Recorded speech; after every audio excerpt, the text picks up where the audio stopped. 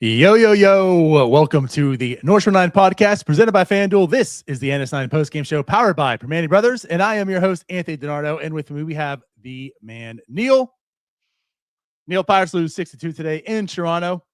Coming off a two-game, coming off a series where they won 2 out of 3 against the Cardinals. They go in Toronto today, and they drop the first one in, honestly, pathetic fashion. Yeah, it was terrible in pretty much every way. The offense was bad, the pitching was bad, the defense was little league. Terrible, terrible game. A very winnable game. Extremely winnable. Could have been. Yeah. I don't even know where to start with this one. Like I did really want to talk about Bubba today for like a multitude of reasons. And then it's just like, I mean, he put it out there. I mean, career high in pitch and strikeouts today. I mean, 11. He had guys swinging and missing all day long. I mean, I think he had like a 40-something% whiff rate, 43%, 22 whiffs. I look at it and say effectively wild for him. But again, like he else goes out there and throws 5 innings, 1 earned run, 3 runs, again, to the defense you talk about, but 11 strikeouts. Again, want to talk about him, but you see bad defense all over the place. You see this relief core that just cannot simply do anything. It's god awful, Neil. It is god awful. Like the second that you think maybe it was just a blip for some guys because they come out there and maybe have like two appearances and they looked a little bit better, they just lose it again. Yeah. No, I mean, the bullpen is tracking to sink the season. And I've been pretty much like, there's no reason to panic because the Pirates keep winning baseball games, and it hasn't been the prettiest, but like they've still been playing good baseball. But this bullpen is going to sink them if they keep pitching like this. Dennis Santana can't be this bad. I mean, Justin Lawrence didn't cover himself in glory either. He was lucky not to give up a run. Right. Like it was, I don't know. And like you also have implosion from Gregory Soto. I guess Bidwa did okay today. He wasn't fantastic, but like there are very few people right now where you're like, yes, I trust him to get outs. And that's going to be a big problem going down into June and July. I agree. And again, like Gregory Soto is certainly a pitcher right now that you can, I feel, depend on, and ultimately there's no one that you truly are confident in. Soto's probably the closest. He did have a little bit of a blip there, but you know what? That looked like maybe it was just a blip. So he's certainly one I think that you can depend on. It would be unfair to say he's really part of the problem. Again, I think it's more of a blip. But Santana has been awful. And again, today, he comes into the game, the 8th inning. It's still very much a winnable ball game. I mean, the Pirates did have an opportunity to really capitalize, and they squandered that offensively, but we'll get to that later. But it's still a very winnable ball game. Santana's got to come in here. He comes into the year as the closer. He comes into the year as the guy who's been super effective, super efficient since he became a Pirate.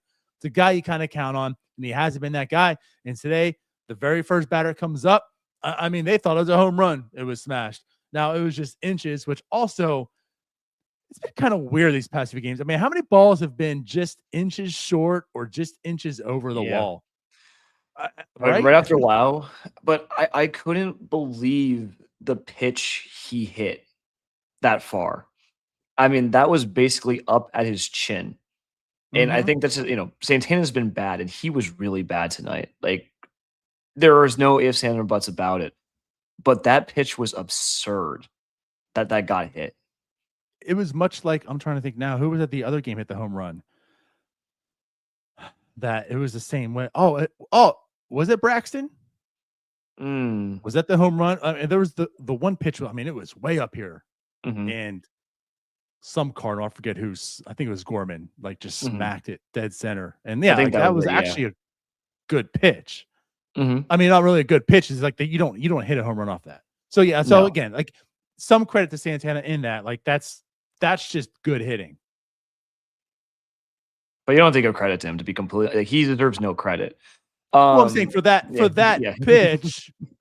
No, like we're gonna go on, but we'll set this up for that pitch. Yeah, that's just good hitting. No, and it's crazy because he was bad, but I also think he's unlucky. Like that Jesus Sanchez double that has to be caught. Like Esmerlin completely misreads it. He goes in on the ball and completely misjudges where it is. Like that should have been in the glove. Now the Jays probably still score 2 more runs off of that because he didn't have it today. But that was like what run number 3 that comes out of just really, really bad and poor defense from this team. And that's fair. That's part of the experience you're going to have with Esmerlin. That's part of the experience you have with every outfielder on this team. Like that's not even, it's like it's just an Esmerlin thing. I mean, if Ryan O'Hearn was out there, it could be the same situation. If Ryan Reynolds out there, it could be the same situation. That's what you experience with this team. But to that, I also say it's not as if, even when Dennis Santana has been getting clean outings these past few times, there's a lot of balls hit to the warning track. It's not like vintage Santana where it's a lot of balls on the ground, light hit balls, easy outs that are made. This is a problem, So yeah, like even though that could have been caught possibly or whatnot, he's getting hit often. Again, lack of strikeouts, and he's getting hit pretty damn hard. Yeah, I mean, he's currently pitching like the pitcher that got DFA that let us get him. Like, this is the pitcher where we were like, why are we signing this guy? And we were proven wrong. Like, we have sung his praises up and down the show for the better part of 2 years. But he cannot miss a bat. He cannot place pitches, and he is getting smoked every single time he comes out. And he's supposed to be at this point, he got moved to the 8th inning. He was put in a 1-run ball game, and he can't. He blew up the game, and it's a shame. Right. But again, I know there's so many people that I'm going to give you the floor for this. I'm going to set you up, Neil, because this is your MO here. But again, like there's so many people that look to like Don Kelly and like, how do you keep putting this guy in, or how do you keep putting that guy in? And this bullpen, what are you guys doing with this bullpen? And so I just come back and just say like, well, what do you expect the Don Kelly to do? Justin Lawrence today.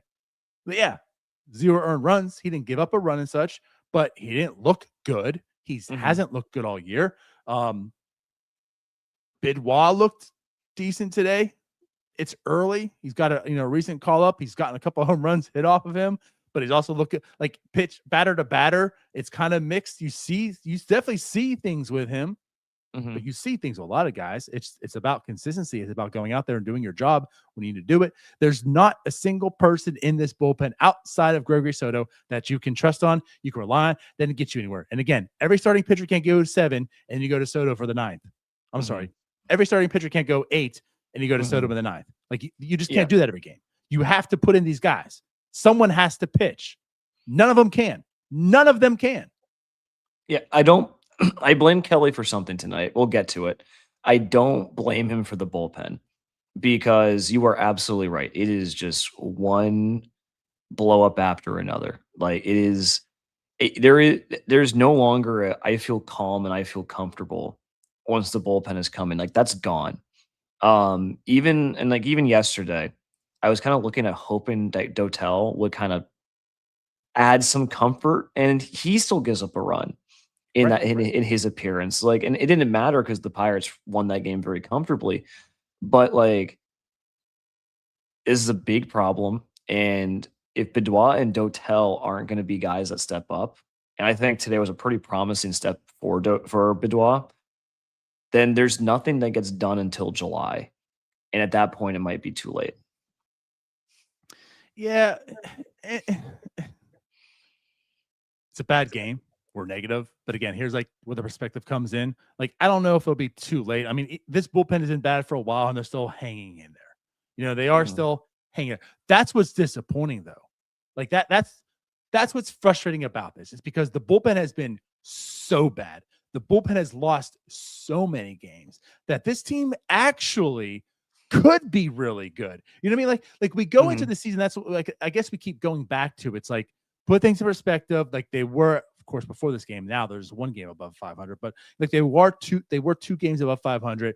If you were to go back and say on May 21st, this team's going to be 2 games above 500, how would you feel? And most of us would say like, that's fine.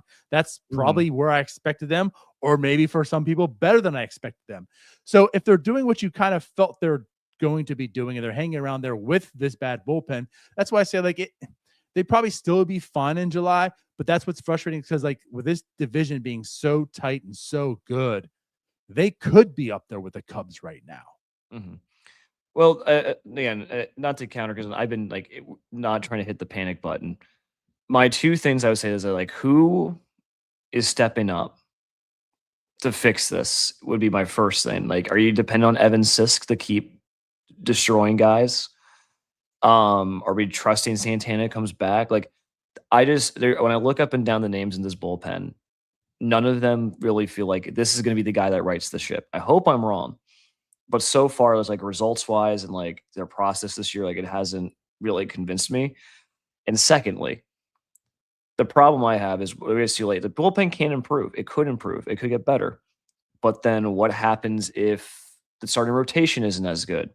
Or the hitting regresses? God forbid you get an injury to Lau, who usually has a yearly IL stint. Like that's when the things can get ugly. And so it's not about necessarily like, oh, the Pirates are going to fall out of contention. But the problem might be the Pirates are going to lose so many winnable games this early because of the bullpen that later on in the season, we have a lot less room for error, and we just kind of go to 84 wins, and we're like 3 games out of a playoff spot, and that's kind of the future I'm envisioning right now, and it's not a fun one. Yeah, and then that's very much fair because health has been pretty much on their side for a while, this year as well so far. Speaking of all that, like Jared Jones cannot come back any. Agreed. Sooner. Agreed. Like I mean, and I guess coming. There are some reinforcements, and however they decide to do it, him coming back is going to help the bullpen in some form or fashion. But yeah, again, today, Bidwad did his job. He looked fine. He did have a walk though today, and that's again something that just destroys this pitching staff. Lawrence comes in, leadoff walk, gets an out, another walk. He had himself in trouble. He does escape it, but man, like his sweeper, it's so good in the sense of it's sick. Like that movement on it. But it doesn't matter how sick it is if you can't locate it, if you can't throw it anywhere near for a strike. If as soon as it leaves your hand, everyone's thinking ball, ball, ball, ball, ball. And it happens. And like he's so often he hits batters or he comes close to hitting batters. What happened tonight too? It was just yeah, scoreless tonight, but it's not as if he looked good. Death taxes and Justin Lawrence falling behind 3-1 on a batter. Like it happens every time. Like I will say, because you mentioned Jared Jones, I agree. And maybe if you want to segue into our starting pitcher tonight, I'm glad that both Majinski and now Chandler are starting to make you question about like who you have to move. Because I think I'll go on record and say this is probably Bubba Chandler's best start of the year. I think that's very fair. Yeah. Like I know he had like a couple really good ones like early in April, but like I don't know, this is the most he was in control.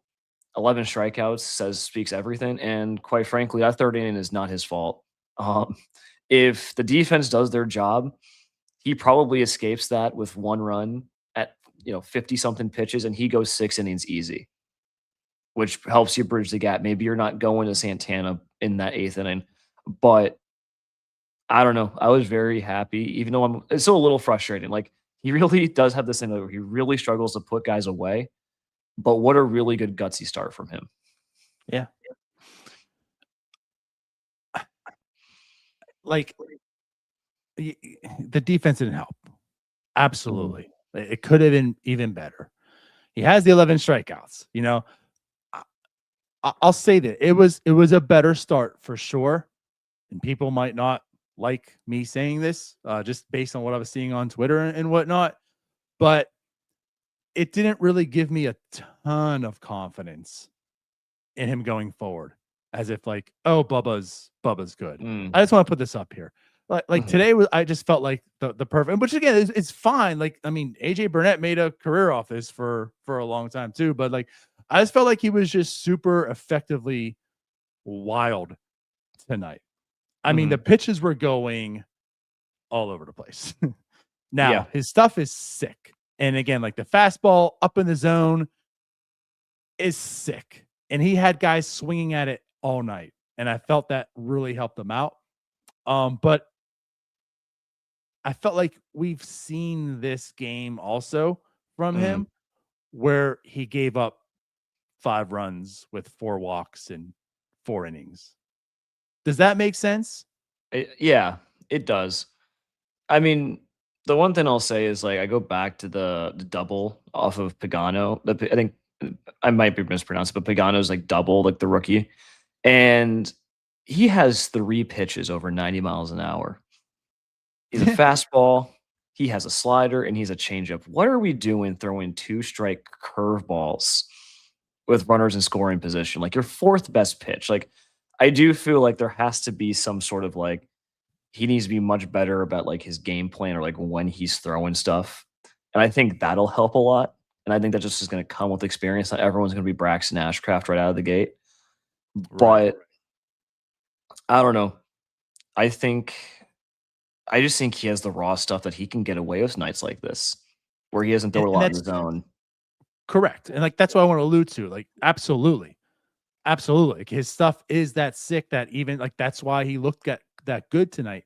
But I also just I'm hesitant to say, okay, this was a start in like the right direction for him, because to me it didn't seem all that much different.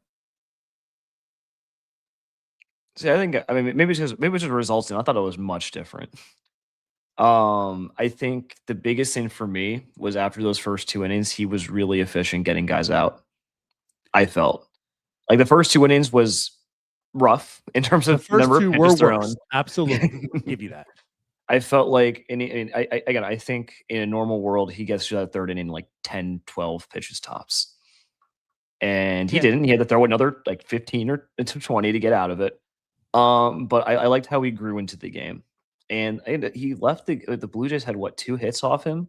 He did. Yep. 2 hits, Yeah. 3 walks, 5 innings Mhm. with 11 strikeouts. Yeah. Like I feel like that's something you can build off of. And the swing And and you miss stuff is a absolutely big can. thing. Well, I mean, if anything, like this is certainly a confidence builder for him. That's what I'm alluding to is like, I mean, again, I'm not trying to like poo-poo his start by any means in sense.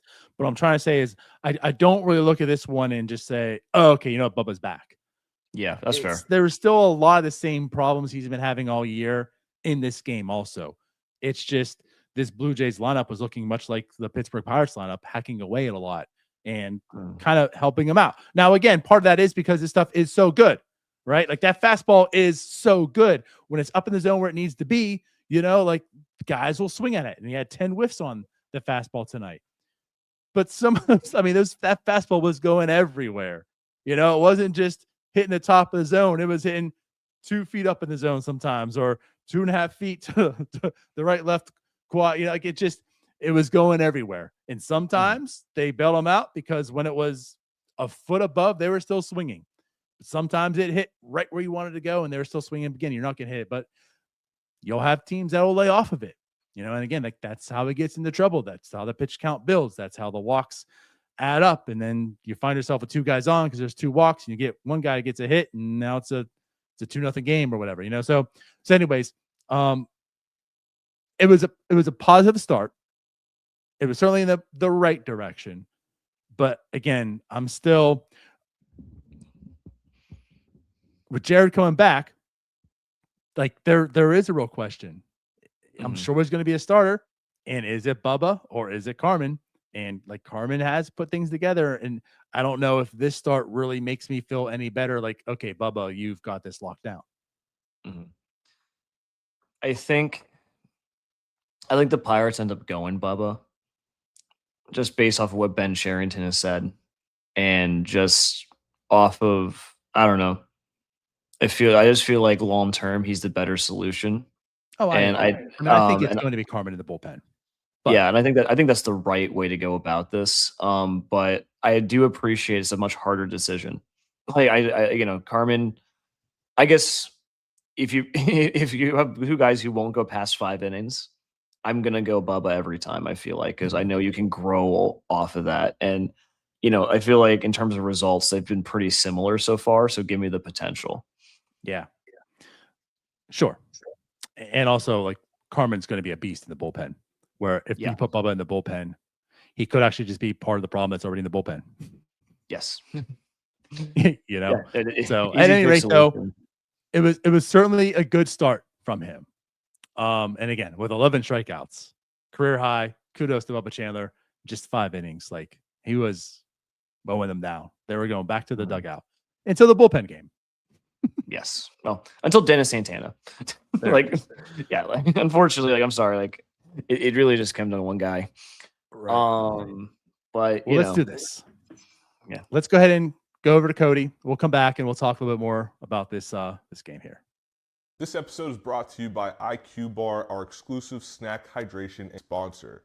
IQ Bar protein bars, IQ Mix hydration mixes, and IQ Joe mushroom coffees are the delicious, low-sugar, brain and body fuel you need to win your day.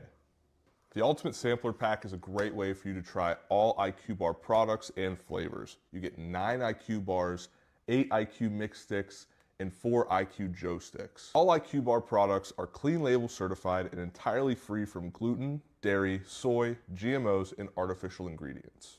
With over 20,000 5-star reviews and counting, more people than ever are fueling their lifestyles with IQ Bar's brain and body boosting bars, hydration mixes, and mushroom coffees. The Ultimate Sampler Pack includes all 3.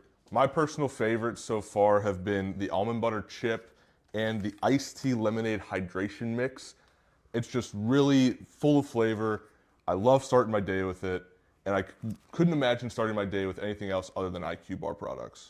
Right now, IQ Bar is offering our podcast listeners 20% off all IQ Bar products, including the Ultimate Sampler Pack, plus free shipping. To get your 20% off, text MLB to 64,000. That's MLB 64000. Message and data rates may apply. See terms for details. So, what did you want to say? Nothing. Just remember 64,000. Nothing. Nothing. Mm-hmm. Well, the Pirates did come out with a 1-0 lead. Brent Lau gets on base. Nick Gonzalez, again, like, thought he might have a home run. He didn't. Just inches away as well. Seems like never going to hit all these players are doing again. What's that? No, I don't think he is. Like, if that doesn't go out, what is going to go out? I don't know. But Spencer Horwitz returns to Toronto. He's a sac fly today. Nick is also 3 hard hits also. So, I mean, he had a nice day at the plate, but he also didn't play good defense at third a few times, which caused some runs, as you're alluding to with the Bubba start here. But he'd had a good day at the plate, I felt. I mean, offensively, like, Brandon Lau had 2 hits today. He went 2 for 3 with a walk. I mean, Brandon Lau's been on fire lately. He was a catalyst for this team to, get going offensively. But there also wasn't a whole lot offensively. Now, ironically enough, you probably wouldn't know, the Pirates had more hits than the Blue Jays did. The Pirates had in total, 7 hits? 8, I think. Was it 8? No, just 7. Oh, okay. And Blue Jays had 5. Yeah, but, I mean, base runners wasn't the issue. It really wasn't. It was doing things when we had runners on base. And I'm sure it happens for every team, and it probably feels worse for your own specific team, but it feels like we go 0 for 9 like twice a week. Right. Well, 7 left on base. I mean, it would we should have had 5 runs that game. I felt like there was enough going on. I felt like there was enough good contact. And then it just all comes down to what happened in the 6th inning, 7th inning. Mm. Well, yeah. And like, I do want to say this. Gausman looked filthy tonight. Like honestly though, he did. His stuff was sick. The movement he had on it, like when Gausman was in there and he was dealing, like I get it. Like Brandon Lau, like people, there was offense in the 1st inning, and it felt like he just settled in, and He was just mowing down the Pirates, rightfully so. But he came out of the game, and like there were some opportunities when he was in there, and they didn't capitalize. But again, it happens. But when he came out of the game, there were certainly more opportunities coming. And to your point here, as you want to probably talk about, like I felt like the Pirates just, not because they laid down in the sense, like they just weren't competitive enough. Like it just, Yeah, I mean, happened in 2 separate innings. One with who was it? I mean, it was Varland, right? Varland was in. yes, yeah. Yeah, just I can't wrap my head around not being able to score when you have runners on second and third, no out. Like I know they got Right. 1 run in, but like it's not good enough. Like that was your chance. And then you let Jake Mangum hit. Like you have $26 million worth of payroll on your bench, and you let the guy with the sub 600 OPS hit. I don't get it. It makes no sense whatsoever. Right. Like maybe you can explain the logic here, but I don't. I cannot think of a single reason why that was allowed to happen. Well, could we say this too? So, because it starts off, Spencer Horwitz is at the bat, and they bring in the $12 million man, Marcell Ozuna. So now that Marcell Ozuna's up, Toronto goes in to the bullpen, brings out a righty. And what do you do with your $12 million designated hitter? You pinch hit for him as well. Like you're talking about the 26 million on the bench. You're talking about the bench and stuff. How about the guy who you paid $12 million for to just be a hitter, and he doesn't even get in a bat in that situation? Like, and I'm not, listen, I'm not saying that was wrong. I'm just putting in perspective of you had your designated hitter on the bench. You put him into the ball game and then pinch hit for him without even getting in that bat because they then went to the righty, and you're like, oh, let's now bring in Brian Reynolds to face the righty now to get which again, like that was the right move. Yes, it was. That was the best outcome that would have happened in that situation. But a perspective, like that's your $12 million DH that you did that to right now. It's not a good sign. I know he's been technically hitting better, but that's such a bad look that your big DH that was supposed to be the big line of catalyst is called upon to finish, like to drive runs in. He was a decoy. Yeah, a decoy. Yeah, like a $12 million decoy. I mean, Bob Nutting must be like stomping up and down his office. Like, what if he watches that game? Is like, what am I paying for? But I mean, also, so there's like the idea that you're pinch hitting for Spencer Horwitz, your best hitter. I guess besides Brandon Lau, he's been your best hitter recently. Been one of the better hitters on the team, and you don't pinch hit for Jake Mangum. At first, I just like, that's insane to me because it doesn't make any sense. Like, and you basically bailed Gossman out, who was fading, and so that happens, right? And then you pinch hit for Spencer Horwitz, and then you use your decoy. And so I don't understand the rationale. So yeah, like I'll say like this is fair. I don't have a problem pinch hitting for Spencer Horwitz in that situation. Like I want to start with that. I don't have a problem that happened. Again, you bring in the righty, Spencer Horwitz up the bat. You know, again, verse right, and this is also like his career. Like he's fared better versus lefties. That's why he's a platoon guy. But he's batting 167. Yeah. I'm sorry. Versus lefties, yeah. Hold on. What the hell am I looking at right here? Yeah, he's got a 54 weighted runs created. I'm sorry, the lefty. I'm sorry. 54 weighted runs created plus against the lefty.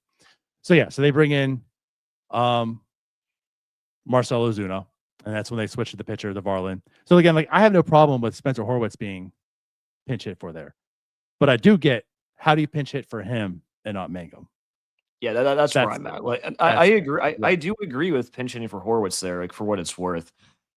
But like, I just assumed that like it was a designated rest day for both Ozuna and Reynolds. I mean, and it was the right move there because Reynolds had an incredible at bat. Against I think he has been the best reliever in baseball. Louis Varland has. Like he's been better than Mason Miller this year. And so really good at bat, and you got that one run. But just those 2 innings felt like just a bunch of missed opportunities, one after another. Yeah. And like it And really for- was because again, there's guys on the corners. Yeah. And it's a big moment. The fact, I mean, he got the ball past the catcher. I forget how it happened. I don't know if he spiked it. I forget how it happened. But the ball got past the catcher. Both runners advanced. And now you have a guy on second and a guy. I'm sorry. And then yeah, that's how it was, right? It was on first and second or okay. Were they on the It corners? was second. We had people at first and second and second and third. Okay. So then oh yeah, because that's right. Because the He wild scored on pitch. that. They scored on the wild pitch, right? No, they just moved up. It was okay. That's what I was confused on. I was trying to say. So the guy was on. Now you have a guy on second and third. So again, that's a big moment because that eliminated the double play ball with Brian Reynolds up. So like now you put a ball in play, you're going to score a run. That's what happened. And Brian Reynolds hit it to the second baseman. Like that could have been a double play right then and there. Now it's 2 outs and a guy on third. Like you might not come out of that inning with anything. So because of that pitch that was thrown, that was a big moment. Even though Brian Reynolds hit the ball to second baseman, it's only 1 out was made. Run scores. Now you still have a guy on third. Like you're still in this. It's a 1-run ball game. Offensively, you got 2 guys up to just get their chance to drive that run in, and they failed miserably. Yeah. And no, I mean, I'm just gonna keep going back to it. Mangum swinging at a ball at his ankles. First pitch. Out there swinging like Javi Baez. And a weak ground ball to the first baseman that also does not score a runner. And then now it's 2 outs, and now you can bring in the lefty to face Cruz. Like, I don't know. Because you could just see a situation where, like, even if you bring in Ozuna and he gets a sac fly, everything's okay. Like, he gets a sack. Like, I don't. And then you tie the game up at 3-3, and sure, then probably Santana still and goes and blows the game. But I felt that was a big like deflator of the sales. It took a lot out of them. So it's unfortunate. I hope they asked Don Kelly about it in the press conference because I'd love to hear that explanation. Yep. So Pirates lose 6-2. So now 1 game over 500. But tomorrow's a whole new day, Neil. Yeah. And tomorrow is what day? It's Paul Skenes Day, right? Paul Skenes Day, baby. So it is Paul Skenes Day. So hey, there's a guy that you want after this type of a loss. It's Paul Skenes. If you can come up there, pitch a hell of a game. Hey, at least you got one in this series. Pirates are darn it. I just had it. 26, 25? No, they are, but I'm saying the Pirates are right now on FanDuel minus 154 tomorrow with Paul Skenes. So yeah, they're definitely believing in this as well. They have Patrick Corbin, and Patrick Corbin's actually been pretty nice the past few years. Like I'll give that to him. He was a guy that I thought this team could have used, as like an innings eater type of lefty, PNC Park, whatever. But Patrick Corbin has done wonders inside of PNC Park for his career. Now this one's not in PNC Park, so hopefully the Pirates can get to him. I mean, that's the epitome of like hydrogen bombers coughing baby pitcher matchup. So like you should win that one tomorrow. You should. But then again, that's also the Pirates. They win the games that you think they can't, and they lose the games that they should. Yeah. But anyway, we'll be back tomorrow again, post-game show. Other than that, click the links in our description. Tailgate, June 13th. $10 preloaded value on those tickets that you purchase. After the game, we're going on the field. You guys can play catch. So there's all that stuff. And any last words you have, Neil?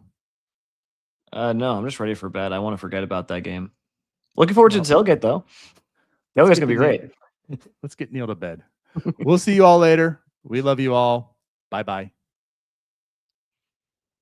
All right, that wraps up this episode of North Shore 9. Thanks so much for tuning in. Whether you're listening on the podcast or catching us on YouTube, if you enjoyed the show, please give this video a thumbs up and don't forget to hit that subscribe button if you haven't already. It really helps us grow. And if you're listening on the podcast, a quick review goes a long way in helping others find the show. Plus, be sure to tell a friend about us. There's always room for more here in the NS9 community. And for those looking to support us a little more, consider joining our Patreon, become an MVP member, and get exclusive perks while helping us continue to bring you more of the Pirates content you love. Thanks again for all your support, and let's go Bucks.